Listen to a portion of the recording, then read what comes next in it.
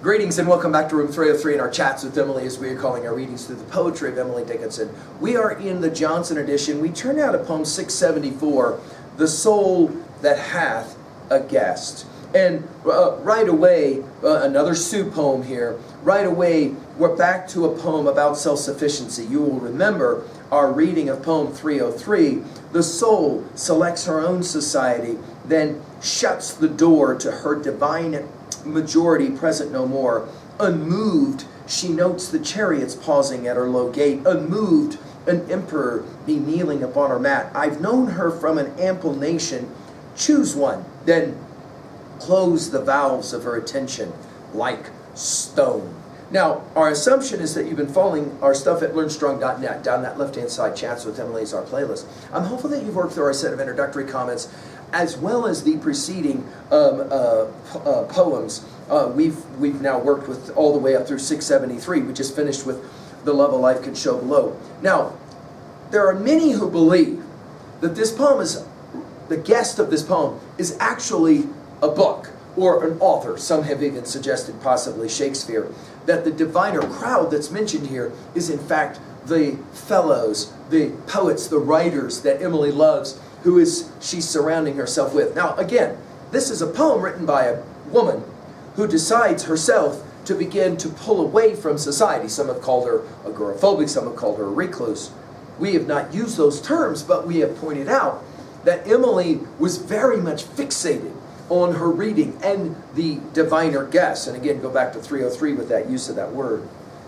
Now, of course, she begins with the word soul, which we pointed out she uses in 67 different poems, but the word appears 141 times in her poetry.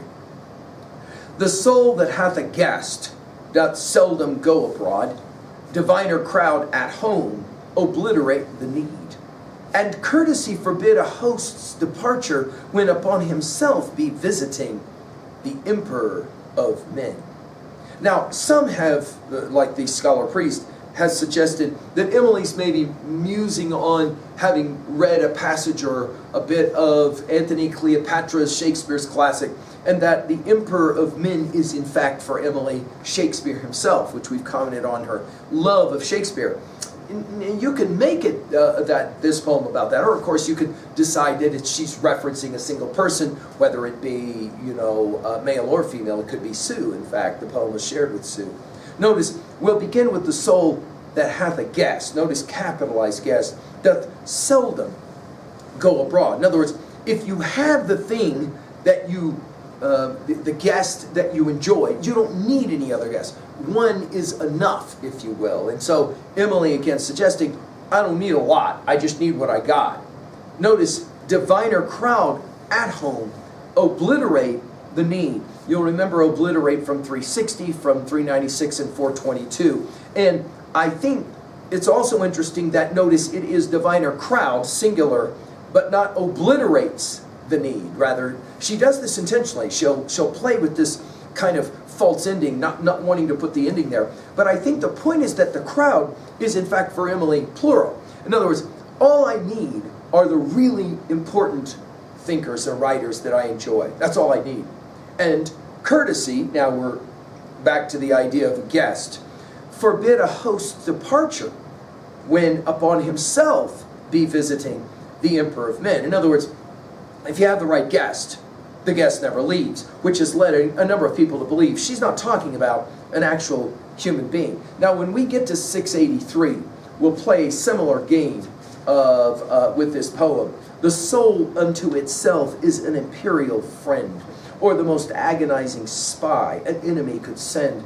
Secure against its own, no treason it can fear. Itself, it's sovereign of itself, the soul should stand in awe. And then when we get to poem 930, here in a little bit, we'll come back to this study.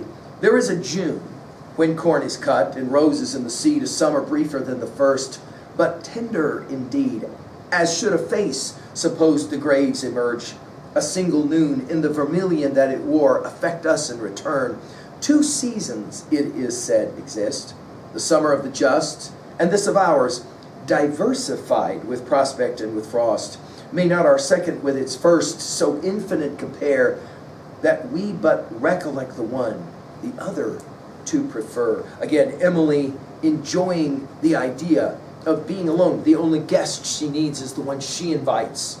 And you couldn't read it, obviously, as the great authors that she loves. I think the message here, though, is that a great guest, if you want to think of it as a book, is all that one needs. Emily only needs that. At 2b, well, obviously the question of the poem is, who is this guest, or what is this guest? Is it Sue or is it Shakespeare?